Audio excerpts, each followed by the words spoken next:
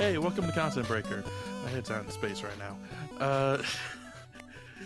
I am Eden Zog, and today we're talking about Eden Zero.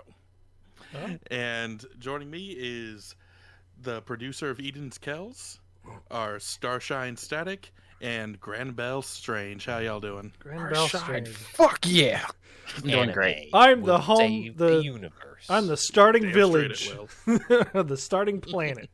Yeah, You're the starting planet. yeah, Are you Also the- real? It's Like also in- the like in name an of the RPG. protagonist, So yeah, Yeah. Like in the RPG or whatever. Oh yeah, you're right. His last name is Grandma. I forgot about that. Dang it. mm-hmm. Fake fan. You even, yeah. It was like one moment out of the many moments that I watched and binged this thing where I cried. You There was a obviously lot never of listened to emotions. Eminem. If you only had one shot, you would have missed it right there. Oh my god. Hiro Mashima No. could have been listening to this podcast and he was like, screw all y'all. Y'all know my character's He last name. doesn't respect care for about me. Protag. He cares about all of us. Obviously, you haven't watched his content. I mean, clearly you ain't his friend, because the power of friendship, like, saves the universe multiple times in all of his stories. That and All adrenaline. of the stories. It's really just adrenaline through friendship, you know. Actually, it's really attractive females, if we being honest. It's true. There's a lot of This this. makes eyes. Oh my god. There's a lot. Mashima! Curse you, you madman! Curse him? No, thank you. Hey, Shinji didn't go crazy for Wex. That's all I'm saying, bro. I'm saying. Oh god damn. Or Homer. Just saying, Homer got when he. Anyway, let's get into All right. the cast of All right. podcasts. All right. So, Eden Zero. It is the third most recent story The third one. released by Hiro Mashima, of course, of Rave Master and Fairy Tale fame. This is his third go with the power of friendship saving the universe, except this time, instead of being fantasy, magical stuff, it's space. It's a space opera. You know, honestly, I don't think the power of friendship is gonna save the universe this time. I feel No, like it's this anime. is. I hate you so much. It's a shonen anime. It's Mashima. What's he gonna do? Not have the And- hero? It's manga, Zog. Manga will save the world. Because I'm an Ashura. Both work. Yeah. But, no. So, like, just getting into the elephant nitty gritty in the room, since this is also the third work of Hiro Mashima, like you said. And there are some accusations on the table for our boy Mashima. And there's something about accusations, they're always going to be there. And the biggest accusation is that this is just fairy tale in space. This is a carbon copy of what he's done before and has done in the past. So, is this a true accusation? No, but what do you guys think? 'Cause we've all seen some semblance of fairy tale. The answer is no. I'm telling you. It's like it's a it's definitely rhetorical not. question, but I want to hear your answer. So, it's definitely not the same. even if you were to try to sit there and argue with me that it is, I don't care. I love it. and that's fair. It is Like, amazing. fair. Sorry, in my opinion, it's amazing. Don't apologize for being right. Yeah. You very suddenly are right, so don't apologize when you are. I Very think true. a lot of the basis for this argument, terrible, tragically wrong argument, is that it is the same kind of basic framework. Hero of justice, kind of power of friendship, save the world by saving your friends. I'm gonna make 100 friends. I'm gonna have, humanity and all of this other stuff. It's the same kind of setup, but Eden Zero doesn't do the guild is the main character shit. Yeah. Eden Zero's like, I'm gonna save my friends. The guild is just for work. The guild doesn't care about me. Yeah. I'm gonna save my friends and fuck being a hero of justice. Like those words That's the come out of sauce. his mouth. That's the sauce Literally, right Rebecca's there. When like- Shinji That- just I think says, the- Mhm.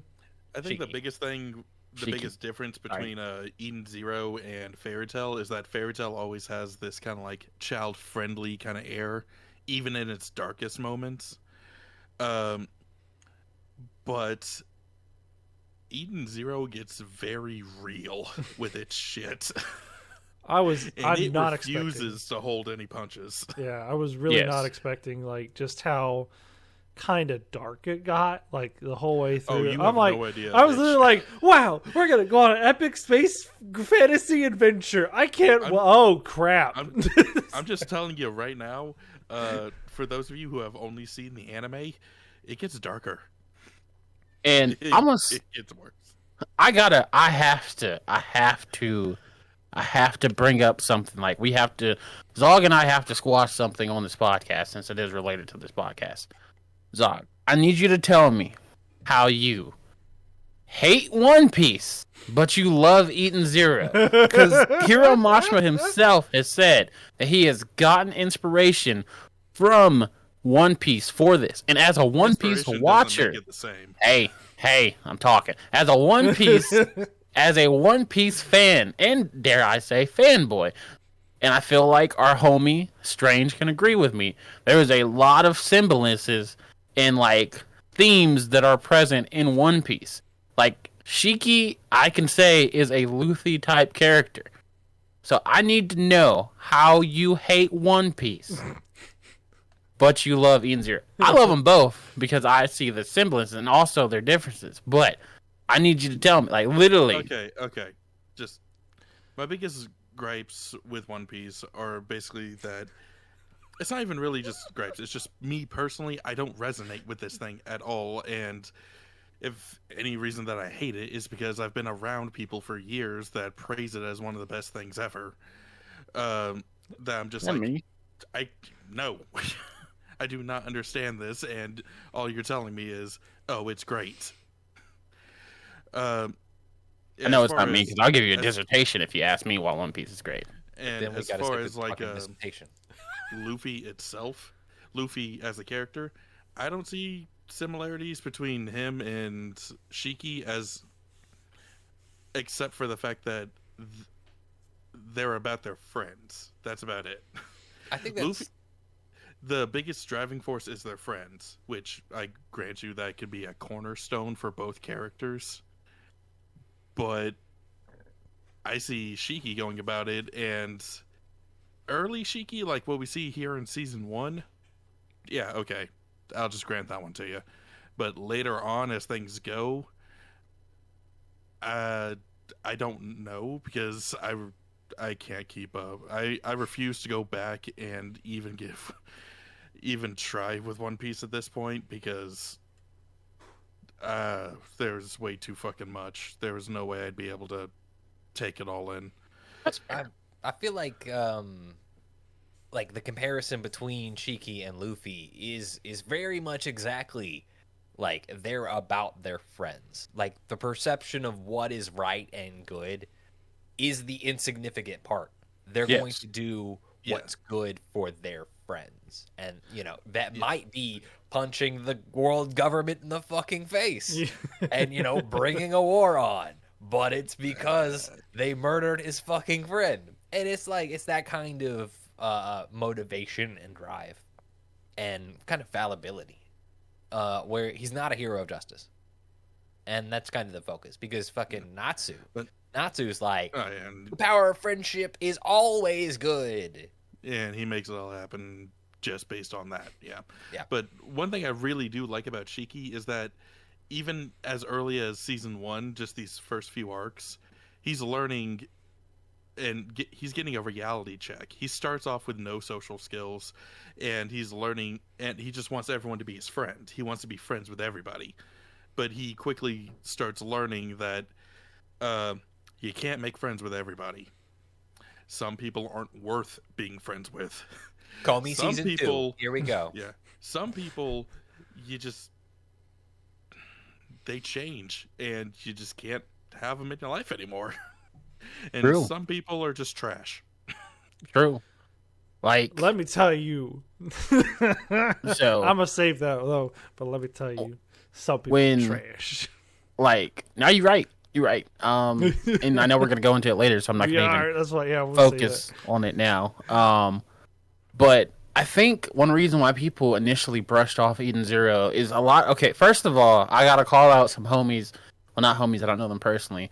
But I gotta call out some YouTubers who, before they saw anything of Eden Zero, they just started bashing it. For Neverworld, I love you. I watch Forever News every day, but you were one of them.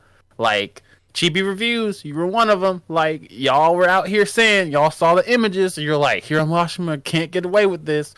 And granted, they have apologized multiple times, but the damage is done, man. Like, yeah, like, the damage is done. And the sad part is, the irony is, what I've seen from them is they really resonate and like Eden Zero.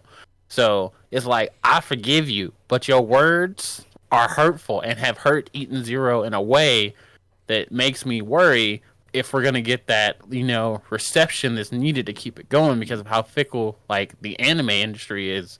Like, I mean, look at Seven Deadly Sins. They were on the top, but their movie didn't sell super well. It sold well, but not super well. So, kicked it out of A1 Pictures, went to Studio Dean.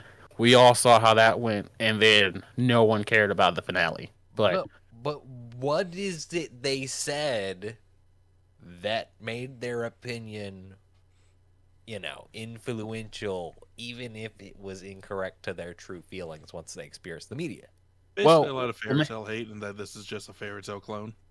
Well, not even that. They were just saying Hiro Mashima is lazy with the character designs because, look, it's Urza, look, it's that. And, like, I get it because that there are similarities. Like, Elsie and Urza is the only one-for-one comparison I can give you. Like, everybody else... I can't even give you that. Lucy and Rebecca.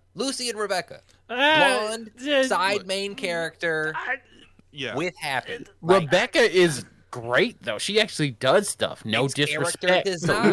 Character design, not... But just because he reuses design doesn't mean they're the same character. I can't put my finger on it, but why is his character's model similar to someone else from Fairy Tail? I can't remember who it is. He's actually the only one that people said he wasn't. That's really funny. Weiss is the one that people say is the only one that's original. That's he looks familiar. Honestly, Sting? Looking at him in the face, I kind of see Loxus just without the scar. It's like a mixture of Loxus and Gray, I would say. Hair. I could see Loki. Yeah. I was thinking like Sting from Sting. But that's the thing, right? Just like with that, you can see all those different faces and all those different characters. Yeah.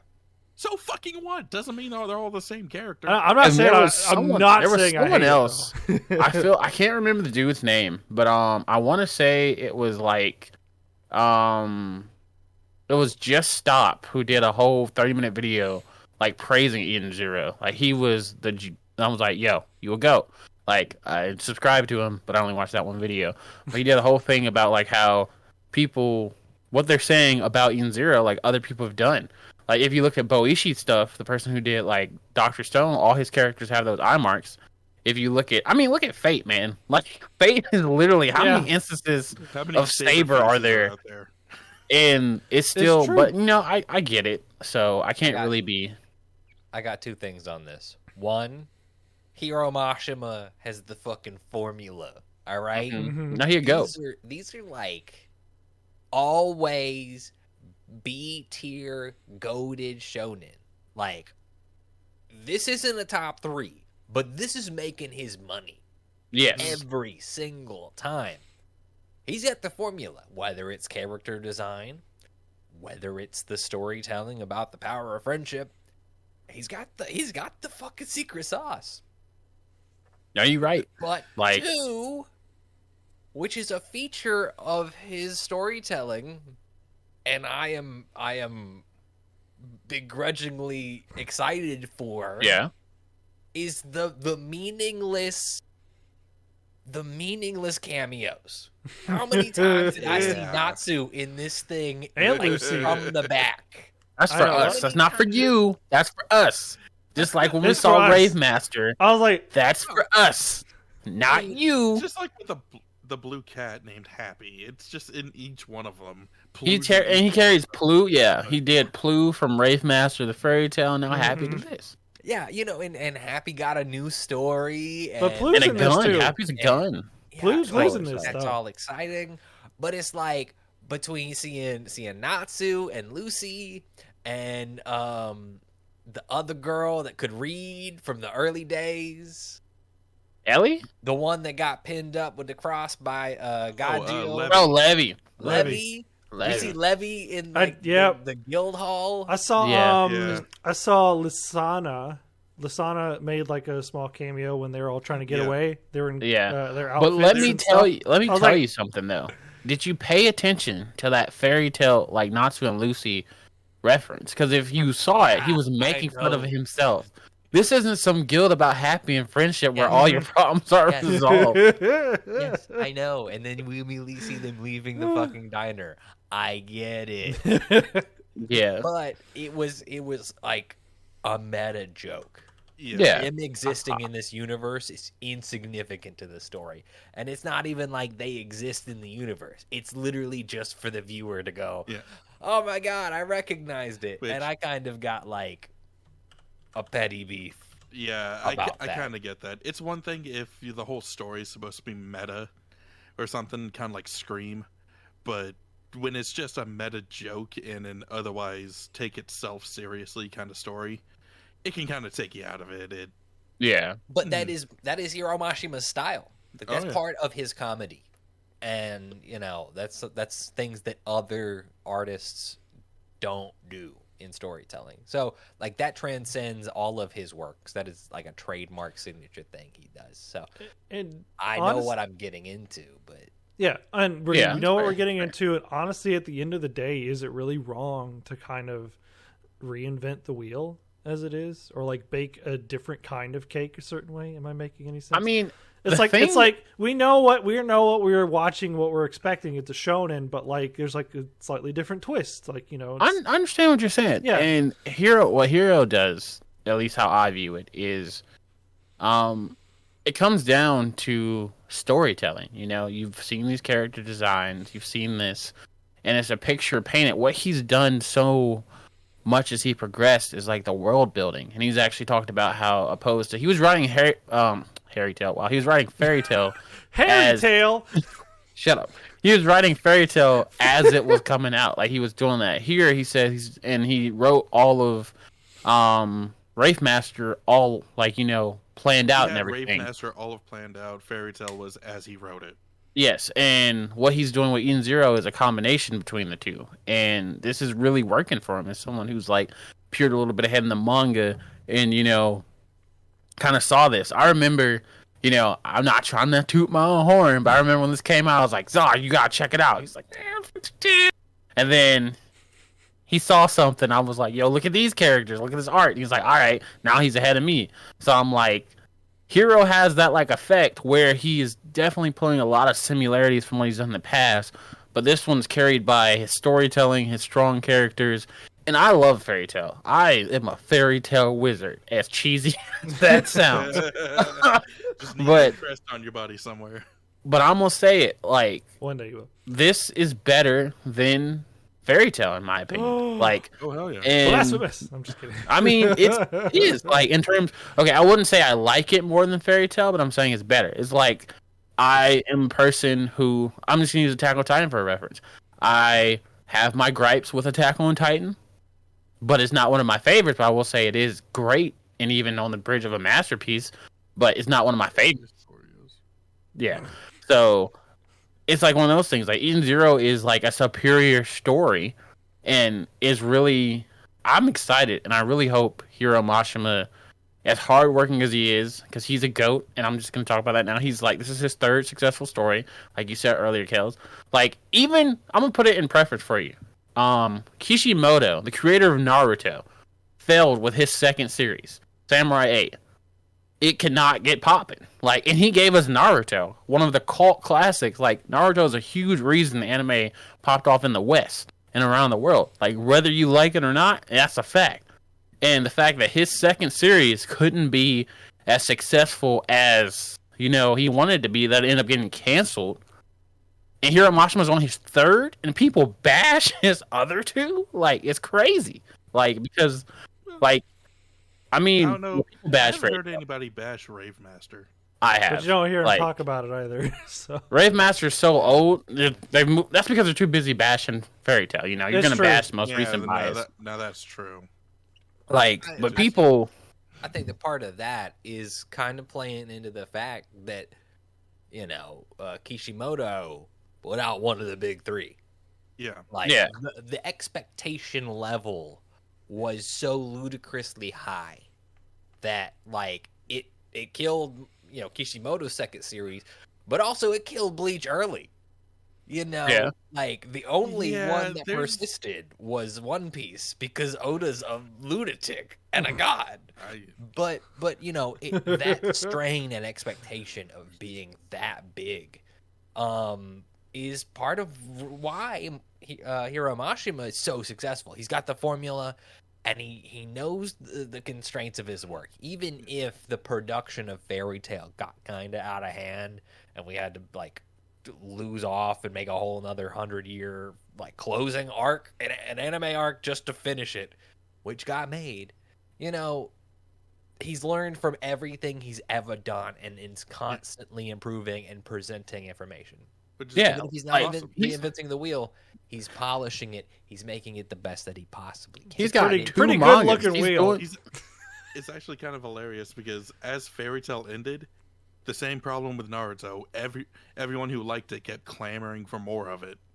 So he's actually working on a Fairy Tail manga arc all its own right now, just to try and finish it all out. 100-year quest, which has already been confirmed for an anime. Doing Eden Zero, and he's making a video game, his own natural video game, and he put out a mobile game that I want to play that's coming to the States later this year. That's extremely successful.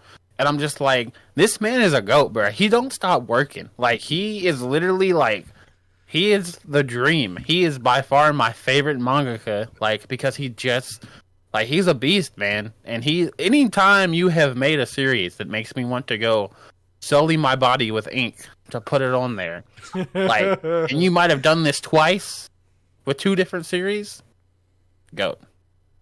All right. And to 2 points that y'all brought up, him just keep getting better, learning from what he's done before, and the LC might being the closest copy to someone he's done before. That's actually, having read the manga, that's actually not the case. He actually uses a lot of perceptions like that from what you have from Fairy Tail to trick you into believing that it's going to be the same, just to pull the rug out from under you and show you something different later. Elsie and Urza are not the same, even if their power sets are similar and their names. Definitely. Which is kind of exciting because you're and that's part of the kind of meta vibe, is it's you expect this to be Urza, but she's a badass. She's actually a squid monster, you dumb rat. And then she's not a squid monster. She's still a pirate queen. Are you a squid or a kid? Yeah. Oh, wait. But we've talked a bit about Wraith Master and a bit about Fairy Tail, but really, kind of what sets it apart? What sets Eden Zero apart from the other works? What makes it unique? Besides the darker tone, it really does just take itself a little more seriously than the others without losing a sense of humor. Watching these characters do their things and just go out and have their adventures, I believe that these could be real people doing these things instead of just fictional characters. No, 100%.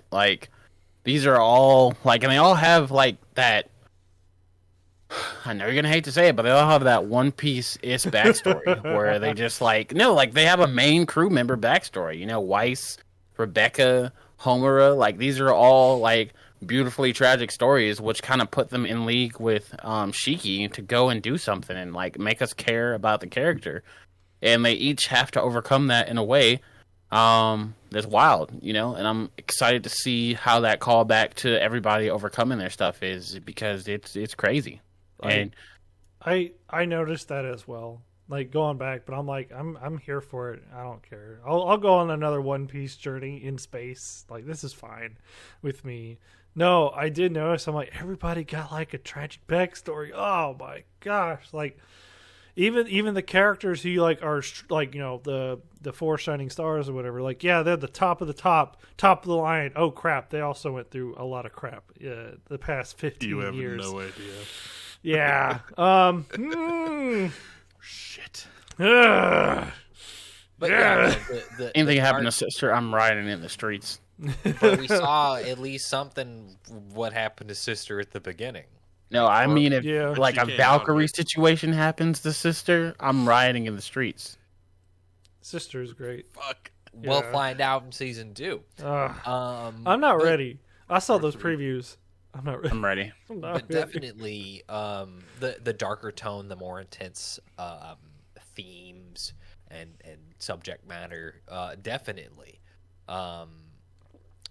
My hang up is with the like crossover between like level 2 fan service, but also that like darker theme stuff. Because it's like, this is we're using, you know, cutesy fan service where we show booty, but no, you know, specifics. Yeah. We don't show textures. We don't show creases.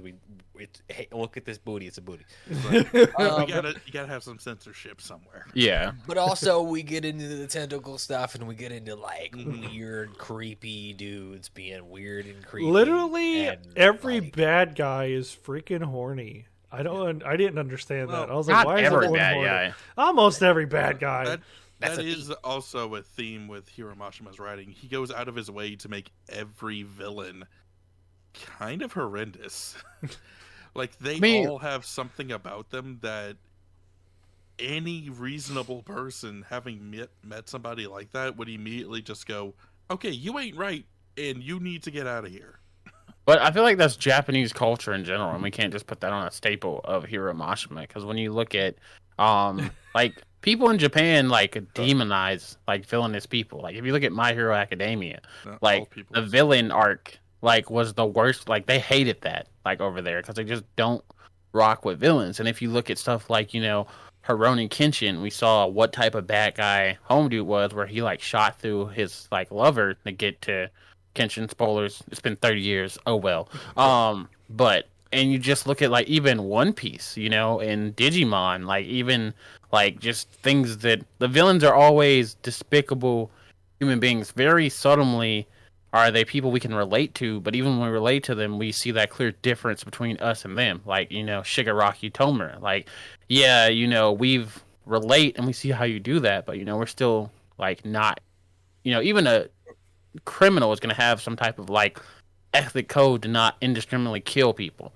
So I don't think him making the villains, like, super, like, despicable people is just, like, a him thing. No, it's not just a him thing, but it's something that is persisted in his writing. That's why. Yeah, no, I'm saying it's like, I feel like it's all anime, though. That's what I'm saying. Like, I would say my particular hang up with this is not necessarily him making the bad guys, you know, villainous and despicable, and you know, putting, you know, these women in these positions. It's the overlap between, like, when is it fan service and when is it just them being a villain? Like, because that's problematic. I don't want, you know, us to go from, you know, oh, here's some dude just being creepy, to, oh, she's bound and gagged and we're getting to look at her ass. It's like, Chief, yeah, hold on. But wrong messages. Sorry. Honestly, for stuff like that, having the fan service be so kind of like explicit without actually going that extra step into non-censorship, basically it bridges that gap between the tonal differences between fan service and horrific acts. It also kind of like shows that, oh hey, this harmless pervert could be that same dude who's doing all the bad fuck shit. It's just a matter of, like, how far they take it. And To me, at least, it adds a little more sense of realism to it. Yeah, I mean, okay, I'm about to start going into spoiler territory, so everybody who's listening, be forewarned. Pause it, go watch the episode. Already. I know, we've gone Final this far. Verdict, because watch or not watch. Yeah, 100% go watch it. Watch. Go watch it. Go watch it. 100% watch. Spoilers. All right, now we're talking about spoilers. Cool. Go watch it. All right. So, if you did tell me starting off, I have 2 points. If you did tell me starting off that literally there would be a giant naked human pyramid in this anime, I would have said, "What kind of ecchi hentai are you going to make me watch?" But it happened. Nope, I remember now. You remember that? Yeah. Okay. Yep. Yeah. All the prison. cubers get kidnapped and they got to form a giant naked pyramid of 29 women to escape.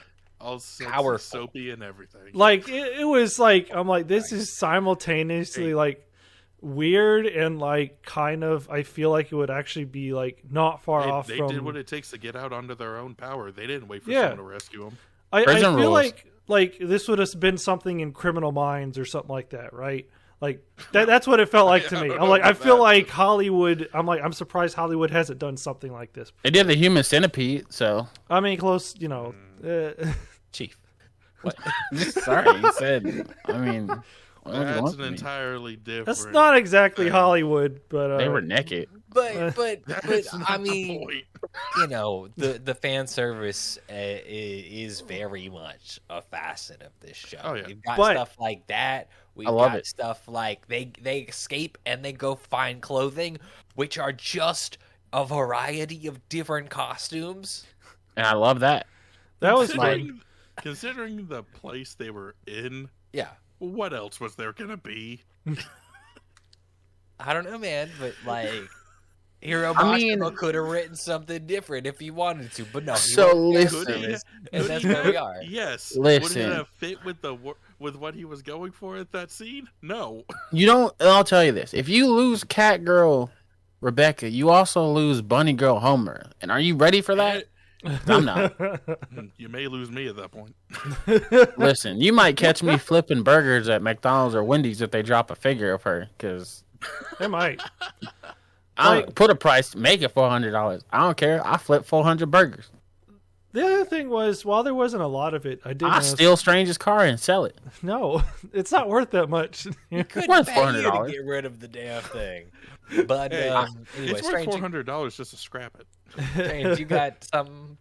Well, I also wanted to pivot towards maybe like the other side of the fan service, which while there wasn't a whole lot, there are some shirtless dudes and also some models. Well, one model in particular like gets naked, not like naked, but you know what I mean. Thanks to Madame Kurenai, who literally burns the dude's face, right? And then like makes him strip, and then that guy wasn't a model. He was a full-on prostitute.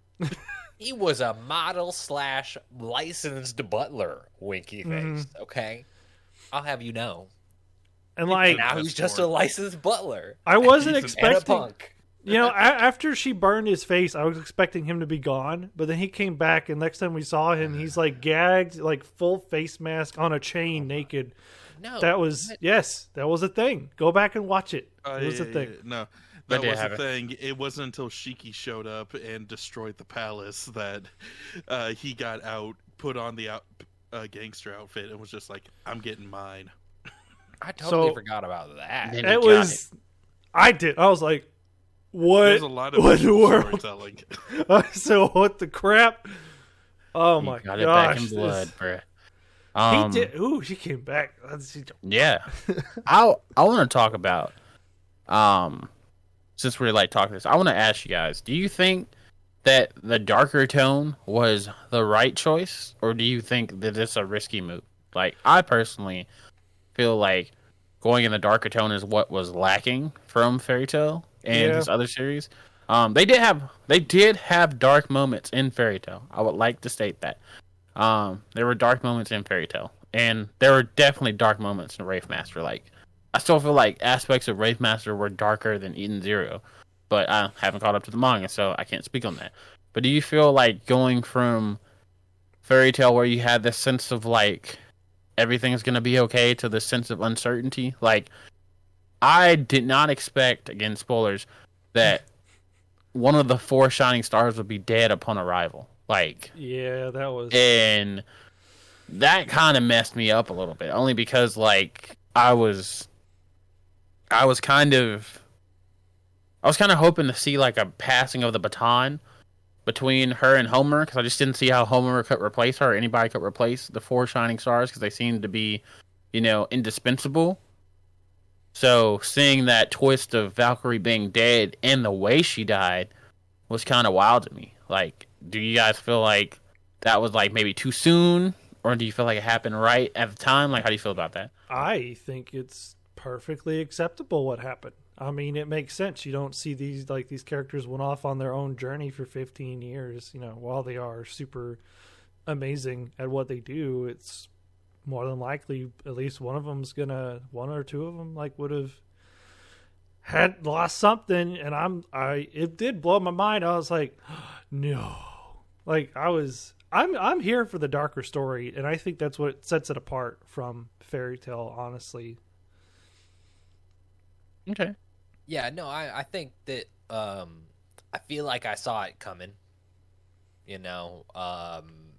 because of Homura's whole story. It felt like she was going to take over the mantle of Valkyrie. So when I found out that she was dead, I was like, okay, well, suspicion's confirmed. Somebody's got to take the place. There has to be 4 to open the fucking mystery door. So, that's what's going to happen. Yeah. I think storytelling wise, that I agree with Strange. That is a perfectly fine and reasonable thing. It keeps the variety of stories up, because we've got with Witch, she's the ship, and when the ship gets transferred, she comes back to life and is called Chillin'. And then we have Sister. Sister's been captured and taken advantage of, but more like her power's been milked and she's been put under sleep than tortured. So, we break her out and she's cold chilling. But then we got the story with Hermit. Hermit's sorry. like, fuck humans. I've seen some shit. I've experienced some shit. Humans I've ain't inadvertently shit. done some shit. Like, Humans ain't shit. So, which is real, because it's true. Like, I was like, I sympathize with Hermit on this. Now, she was a little naive, but granted, she probably didn't know much better. I don't know, but still. None of them did. One got captured, one got taken advantage of, one got murdered. And the other one stayed with the ship, But I think the variety stories with these characters are great, especially the fact that it took the story and it told Valkyrie's story from the perspective of Homura. Homura was the central figure in which the story was being told, which is why the transition of the mantle kind of felt good, It wasn't so much about Valkyrie as it was Homura. It was Homura's story. It's just Valkyrie was the goal. Yeah. I mean, Homer's whole thing with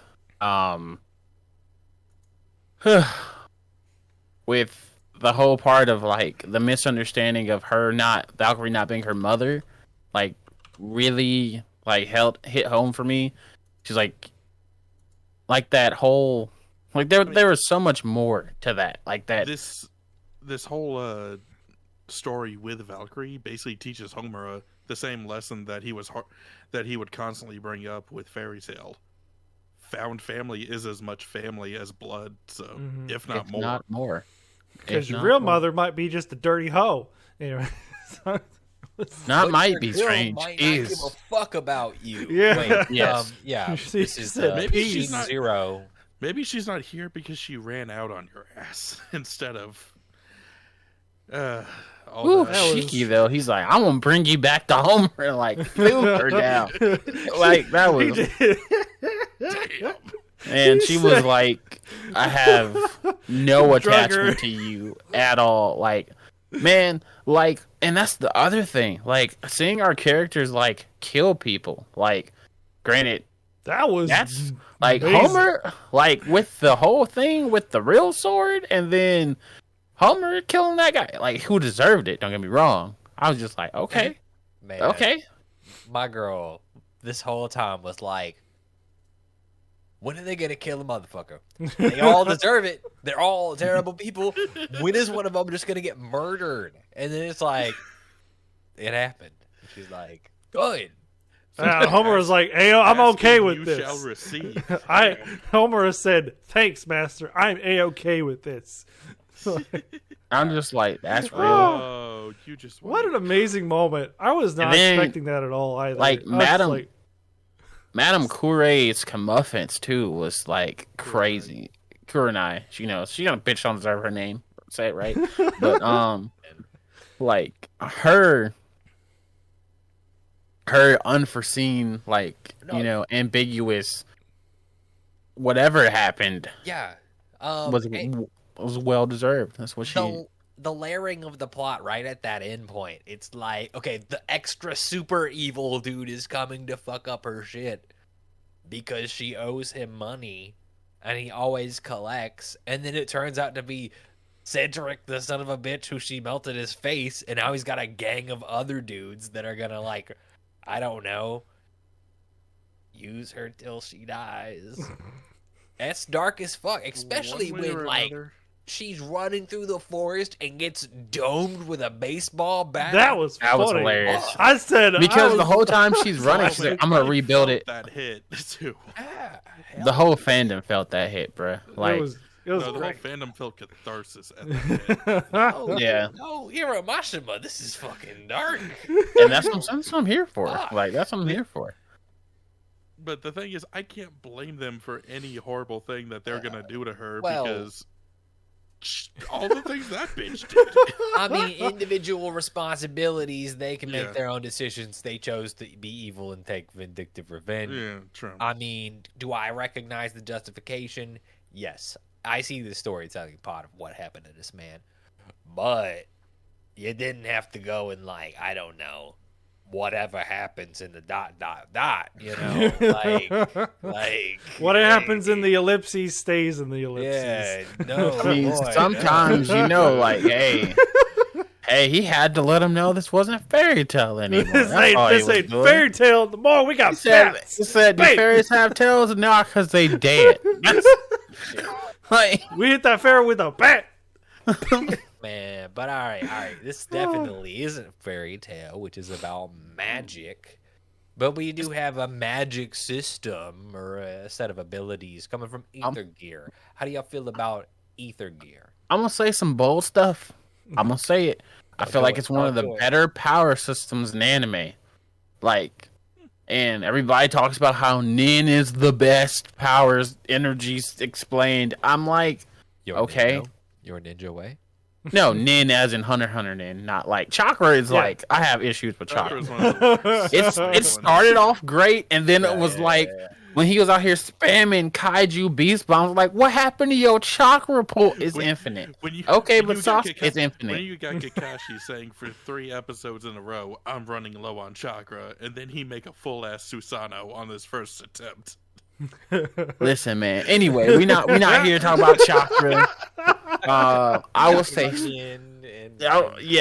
you know, I feel like Ether Gear is one of the better ones. You know, because the way it's explained that everybody has Ether Gear inside of them, or Etherion, I believe it is.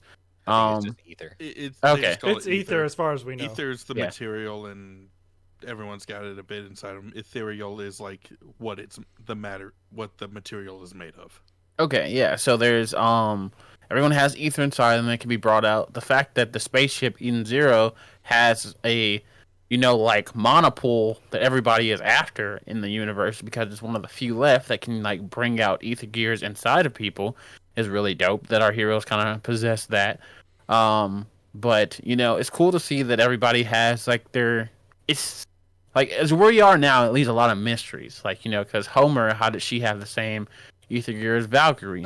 Well, that's the thing. I see it a lot as like how Jujutsu Kaisen has their power system. You can learn specific ones from people, like how Shiki learned gravity powers from his grandpa. Yeah. Homer learned or how Homer learned the sword abilities from Valkyrie. Yeah, it has to be taught by someone else. Their own unique abilities. that they can naturally learn, like Machina Maker or Cat Leaper. It's just that if you naturally learn it, you have to struggle a little harder. You dropped some information that wasn't out there yet. Cat Leaper? She straight up name dropped that shit. She said Leaper. She called it Leaper. Yeah, no, she didn't. I didn't know she evolved into full ass cat mode like Yoda. Yeah, no, it was just Leaper in the. Okay, you've seen how she dresses. She is all about the cat. I'm just waiting for season 2 now, I guess. Lord. Anyways, sorry. I was just gonna go off about continue what you said. No, I agree. It's more of a, like, you can be trained in a specific type, but like they mentioned specifically, if you haven't learned a specific type, like, it can be kind of whatever in the meta. Yeah. It's something that your body, like, does, like how hers is explained, which I don't remember if it's explained in the anime, so I'm not even going to get into it. Not really, no. Weiss's, not really. though, is a little bit explained. Yeah, so how he was finicking with robots and stuff all that time, so he got, like, this... Again, I don't know. I'm not going to talk about how that happened. I'm just going to leave that out. At least in Rebecca's situation, like the kind of logic flow was at the point in which she needed something, she recognized that, what is it, Xiaomi? The Oracle of Time. Yeah. Like, set up that, like, tournament to help them with this future fight, and she recognized that, like, okay, I can't use bullets against him, and he's like a melee guy, and I kick the shit out of him. Okay, so kicking. And then, like, the pivot foot was the secret weapon of Homura, and, like, feet, legs, kick. We need to show calf fan service. All right. Yeah. Leaper. There you go. I have theories about Leaper, but I think it's US a little obvious, right but I know. I think it's obvious what it is, but she just hasn't. I'll tell them. Yusuke Urameshi comes in and destroys the universe. That's how Eden Zero ends. But no, I kind of like the. I like, but also I'm like, okay, well, we've seen every important character have this shit. I like the fact that it's all like, okay, this isn't magic, it's science, but it's just like the combination of, like, humans making use of the mechanical realm of ether, and, like, the secrets have been lost to the Dark Age. Except for everyone that fucking has them now. That's what I mean, it feels like same thing. That's like, again, another anime trope. It so feels like, for the you Dark know, Ages. Strange, go ahead, Strange. No, I'm just saying, so much for the Dark Ages. Everybody out here with, like, oh, I got ether gear. And I'm like, you know what? I don't hate it though. It's fine. Yeah. Continue, Static. Thank you. It feels like, you know, like the hockey power system in One Piece, about how nobody had hockey and then everybody had hockey, and you can only fight someone who had hockey with hockey. Or another one that you guys might know, Akame ga Kill. These are super rare artifacts that almost no one has. Everybody in the story has them from that point on, and you have to have it to fight someone else. That's what Ether Gear feels like for me. It's like, imagine if there were 13 cell phones that told you the secrets of the future, and then you had to murder each cell phone user. Imagine what carrier service would, like, survive that. Then everybody has a cell phone because one cell phone generates more cell phones. Oh no! And then I'm just gonna make more cell phones because I'm God. And at the end of the day, Sprint's the only one left. But hey, you had to get the service somehow. In terms of Ether Gear, it's fun. It's kind of unique, and it's kind of nothing new at the same time. But I think that the variety of powers and the influence that it has on the story, and the ability to gain and progress with that kind of stuff, is fun. I really like as Shiki progresses in, like, use and anger, he gets the fucking gravity demon horns. Yeah, and it's like, okay, he's the fucking demon king. Yes. Wait till you see the Super Saiyan. Oh my god! All right, so let's talk about the Demon King. At the like flicker scene we get at the end of the credits of this season. we get a whole bunch of the Demon King isn't the good guy we may have thought he was, because he's the fucking Demon King. As he shouldn't be. He's a pirate. Like, it's in the name. Yeah. I mean, pirate, criminal. What do we expect for season 2? Zog, you know the story. Be careful. Yes, please don't. I expect Cat Reaper. Boom. Cactus Joe to show up. That's his name, Cactus Joe? Man, it's a Cactus Joe. Dragon Joe. Yeah, Dragon Joe. Can I say real quick? That's like one of the coolest villain names. That's like it just use Joe, but you add like Dragon Joe. Just the way they say it, Dragon Joe. I'm like, yo, that's a cool name. This man have never watched Hajime no Ippo. Or Megalobot. Like, sir, like, this is not the first Joe to be used. You're inexperienced in the genre of showing, sir. But you're right. Anyway, so, I expect Drac and Joe to be on the move. I expect developments to be made. And another, if not 2 more crew members to join the Eden Zero, probably. I expect Drac and Joe to finally smash Shigo. Oh, okay. Someone never watched the last episode of Kim Possible. They did. Listen, it's season 2. We got to make it there. But no, I agree. Like, I think that Dragon Joe is really going to be a big player. I think we're going to really challenge the concept of Shiki not being a hero of justice. But like not in the same way we deal with like. All of these other Shonen protagonists that are like infested by a demon. Like, he's not gonna lose himself to a fucking 9-tailed fox or like an eternal demon. It's gonna be Shiki making decisions and having to choose very specifically and consciously violence to be a villain. Violence. Yeah. I mean, I feel like what is a villain beside a perceived term, you know? Like, we've gone over that. The villain is the person on the opposite side. So you take mine and I take yours. Who's wrong? Who's wrong? Strange, what do you think? What do I think is going to happen in season 2? A lot more dark stuff. Literally, previews end with like Shiki getting shot in the face. I don't know, like how you recover from that. You watch Attack on Titan, bruh? It don't matter. I mean, I feel like definitely like some ish gonna go down with the ship. I think maybe I don't know if they're just like Homura is like the new shining star. I don't know if there's like a process or a ritual they gotta do with that, or if it's just like a title or something. I don't know. Maybe she gotta have an implant into her neck. Think that they're gonna turn her into a robot? No, I hope not. Maybe not turn her into a robot, but just like go through some kind of ceremony or something like that. That I don't know, officiates the because like next shining star. Yeah, but like fucking because they said the ship is supposed to come alive, which I guess is from what the ether drive is a part of. I guess it's something, but like it didn't turn or it didn't become alive or whatever. I don't know. Well, they said that they needed all 4 shining stars to get past Dragonfall. Well, yes, when they're ready to leave to outer space. Yeah, it's gonna take probably all 4 of their powers being used at the same time, and because Homura learned the same power from Valkyrie, that's how it's going to come into play. Probably. Don't tell me. Don't la la. Murder all 4 of them, and then we have to collect new crew members. That's how we keep the rotating door of interesting people. Yeah. Listen, man. Listen, man. Out of all of this, you've at least got one theme right. I feel like I hope no one becomes a robot. I hope no one becomes a robot who's not a robot. Sorry, and Happy. I hope the robots become humans. I said sorry, Happy.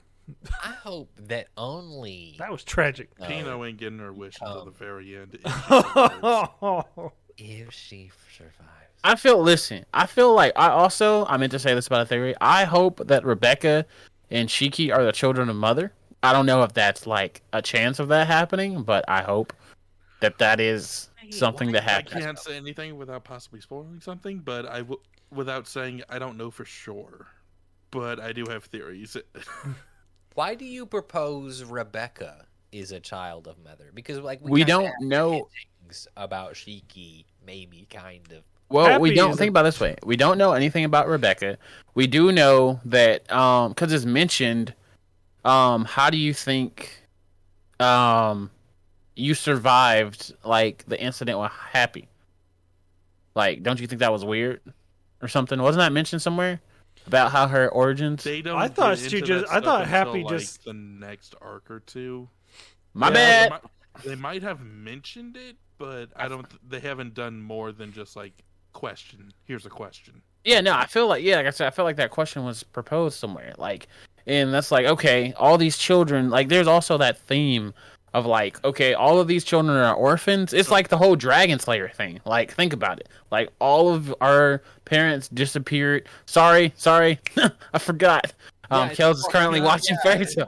So I'm glad. All of our dragon daddies have 777, and we beat each other up as dragon slayers. So I'm glad I remember. So they all disappeared in year 777 on the 7th month and the 7th day, and there's a lot of sevens. A lot of sevens. I'm glad that I stopped myself.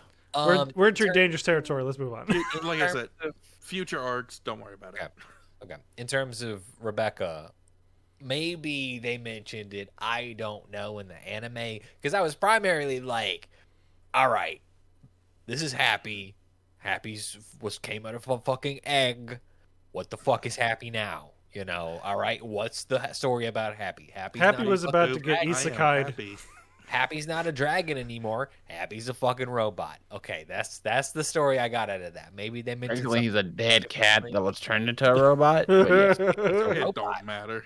He's a robot now. Technically, he'd be an android since he had biological features. Okay, sorry. Okay. But yeah, because the cat body's dead.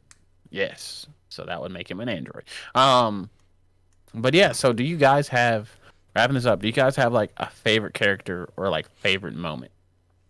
I love them all except for Labilia, who is a hoe, and I hope she dies.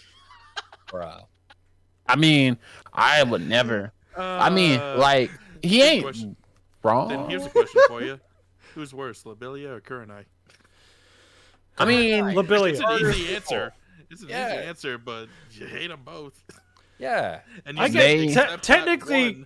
Kurenai is the worst, but like Labilia is like up there. She's like right under mine as like one of my most hated anime characters. You watched like, Tower of God, bro? What the mine. Fuck is your scale? But did you watch Tower of God? Because Rachel was like... Rachel's number one.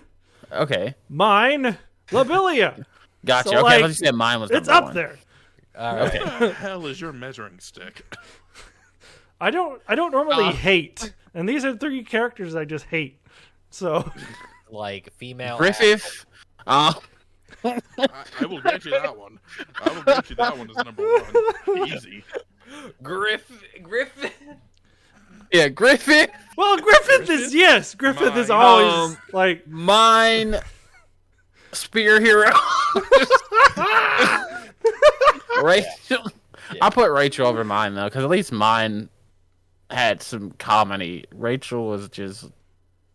Anyway, so that didn't answer either of the questions I asked. Strange. My other thing was I love all these characters, all the main characters. Who do you love most? If like you had to save one make that and they choice were falling yet. off a bridge, I love either Homer. You save one or they all die. I would save Homer or Hermit. So there. I heard Homer first. Okay, and what was your favorite moment? I mean, favorite moment. Yeah, definitely when Homer stabbed the dude. That was great.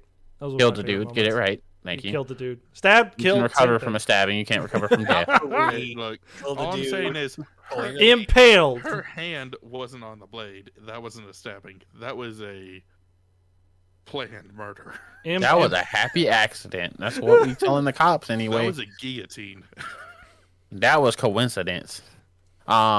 Making me out here choose favorites. I can't choose a favorite moment yet. Anyway. Y'all couldn't make it in the big city. Y'all talk too much. I don't know what happened. That was karma, bruh. That was Jesus, I think it is. I don't know. Apparently, there was a lot of karmic retribution I happening think that was that afternoon. bitch named Kurenai. Yeah. She's up that way. She was up that way. So I So don't know where she is now. okay, so Kelz, who's your favorite, and what was your favorite moment? Damn. Currently, Demon King Grandpa. Demon King Ziggy! Favorite character. Because we get, like, him being a bomb-ass grandpa. And we get him being, like, a bomb-ass superior. And we don't get anything about what he did while he was questing. Which I'm sure we will. Oh, D. I'm Rodder, sure. just saying.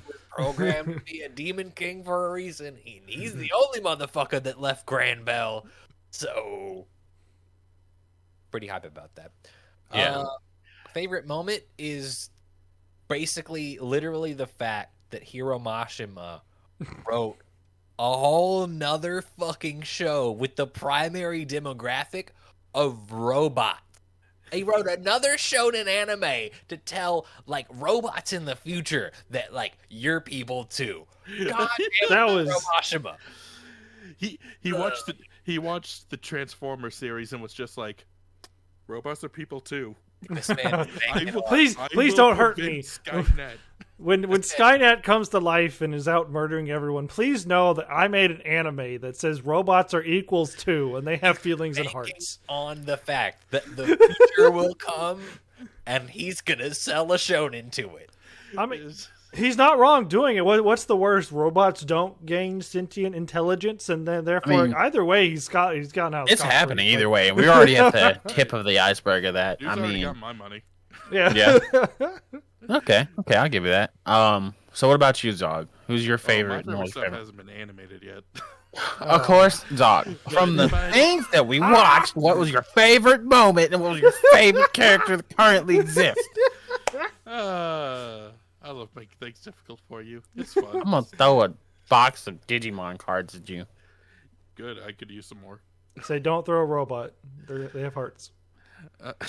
Man, that scene where he became a fucking where Weiss became a fucking like Super Sentai character. That was funny. That was lit. Yeah, I love that. I loved Arsenal. Oh, and then when all of his clothes disintegrated when he ran out of air, and then he picked up Pino, and Pino was like, I'm I uncomfortable. also feel uncomfortable about it. Pino's like, Give him no. clothes. Master Weiss, Arsenal. Master Weiss, Arsenal. I can confirm that this is Master Weiss. Oh, so great. Love Pino. As for, Love all of them. I don't think I'd be able to choose a favorite moment out of Thank what you. we've got here. Mm-hmm. But as for favorite character, probably between Sister and Witch. I knew I Feel should have that? gone before Feel you. that? But, Me nah. and you have had conversations about this shit, man. Yeah. When it comes, Yeah, sister. There's just there's something about sister. But no, I agree. there's I something agree. about It's Sister. called. Do you want me to tell you what it is? Kel's Yes. gonna hate me when I tell you. It's Thank you. repressed religious. It's huge step on me energy. I will quit this podcast. Just keep funding it when you're quitting. Now, that's a how we bitch make move money right there. 47 years. What can I say? I'm wearing red like her now, so just Oh My God. Madam Kurno. I think my favorite characters. Monitor then, because you look orange. Well, my room is hot as dog crap. But anyway, so my favorite character, I probably got to go. Like you said, it's a toss-up between Sister and Homer. I really like what they did with Homer's character, and I like her mannerisms and kind of quirks that she has. But also like the whole cast of Eden. So I might cheat and say, since the cast of Eden is the main character, Gil is the main I choose the ship. The ship is Is my favorite character. Look, we've established already, this isn't fairy tale. That ain't how this shit fine, works. fine. Eden 1, my favorite character. I gotta either go with Sister or Homura, but notable, like everybody, like there's not a weakest link. Like even the villains, like there is not a weakest link in this. Thus far, I can see my top 10 favorite characters having an addition from Eden Zero, like before it's all over. And then my favorite moment has to be when it's not actually an action scene. It's when Shiki is talking to Homura about, I was depressed once, I was doing this, and you'll be okay because I found friends. And that walk away, and you see that when he was giving that speech, he was in pure rage. I was like, but that scenery in that moment, like that was just like exquisite. And I gotta say, a fairly mature moment as well. Yeah, no, that was great. And as someone who has like experienced that, because I'm the type of person I like take a lot of stuff from like experiences in life. I was like, that's real, That was like I had a loved one pass that could have been avoided from bullcrap, and just like that anger and stuff you feel, like the friends and the people around you are the ones that help you get through that when you think is impossible in that moment. So I felt like that was captured really well. I was like, yo. And, also shout out to the director who passed. The person who directed these 24 episodes passed after it filmed, sadly. He's going down as a GOAT, so I hope that whoever follows in his footsteps, lives up and is able to capture those moments in season 2 and beyond. And we better get season 2 or I will be in Japan. I will riot. I will be in Japan. With you. I'll riot in the streets. And after I go by Akiba Strip, that's the second place I'm going. Straight into that office. After I hop off the plane, get some takoyaki, go shopping, buy some figures, see Kanto, that's the fourth place I'm going after. After I get my onsen bath, that's the 7th place I'm going. That's the last place I'm going. So, as soon as the plane lands, your 2-week time limit starts. Yes, as soon as that plane gets charted in 21 days, I will be at the studio. After I grasp basic conversational Japanese. Yeah. Can't say you don't have your priorities. Thank you. You're going to be the reason why none of this ever gets dubbed. It was already dubbed when it came out, though, on Netflix. Really? Yeah. You just had to change the English setting. Well, damn, now you tell me. I mean, I did you a favor, honestly. No, I mean... Even though the dub wasn't that bad. That's not bad. But the Japanese is so much better. If I'm being honest. Hummer's voice. We'll get into dub versus sub eventually, but not right now. But definitely Eden Zero. It's more Hiro Mashima in space. Plus. It's Hiro Mashima plus. And you should watch Hiro Mashima, even if, in my opinion, it's like perpetually B tier shonen in terms of like originality, consistency, and polish and perfection of the genre is what Hiro Mashima does best.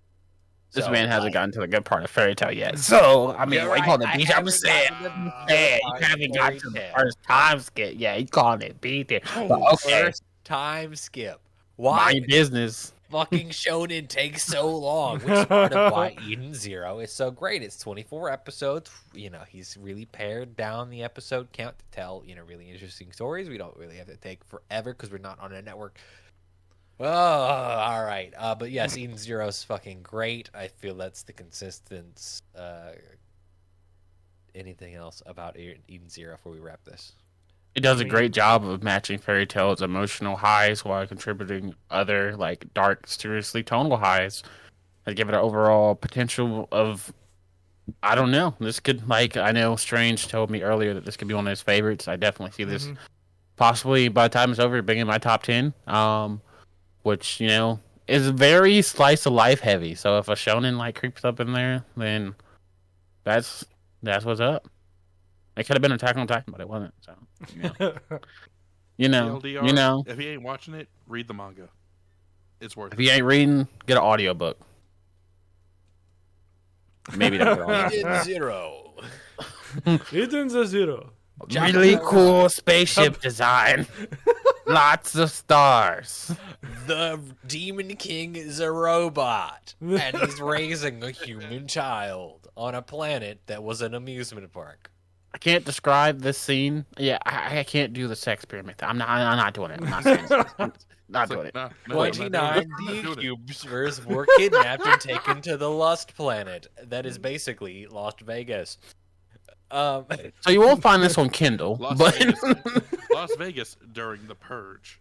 Yeah, pretty much. In and space. it exploded. No, But worse. Oh yeah, we didn't even talk about this freaking time base. Thank God. All right. Eden Zero. It's on Netflix, so go watch this shit.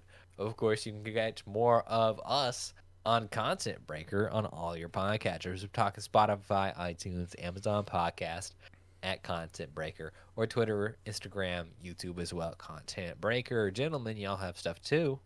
Yes, you can find me at Static Dreads, where I've started tweeting stuff and things. Mm-hmm. Also, make sure you check us out on Content Breaker. That is Content Breaker, all one word, on Instagram, on Twitter, most importantly on YouTube. Come and be a part of the craze that no one's in on yet. You could be Bitcoin before it was Bitcoin. Oh no. No, you can't be Bitcoin before it's Bitcoin. But you can be Content Breaker before we're popular. Strange. You could find me on Twitter, that's at StrangelyInt, and also on YouTube, Strangely Entertaining. Try to look it up. And then I'm also on Twitch, that's twitch.tv/Strangely Entertaining, where I will stream Tuesdays or Thursdays at 7 p.m. Central Time. Cool. We're teaching him how to Try to look him up. Try to look him up. Try to look it up. I wasn't going to say that. I'll talk about that off camera. But, of course, you can catch the other product at your typical Shonen Protagonist or your TSP on all your podcatchers, too. Zog, we have plans for next week because, thank God, someone thought about this shit. What are we talking about next week? Let's see here. We are talking about Black anime characters. Oh, yeah, man. Well, it is the start of Black History Month, so I guess that was the idea. Yes. Everybody needs one. Samuel L. Jackson in his own samurai anime. There we go. But yeah, we'll catch y'all next week for more Content Breaker. Bye.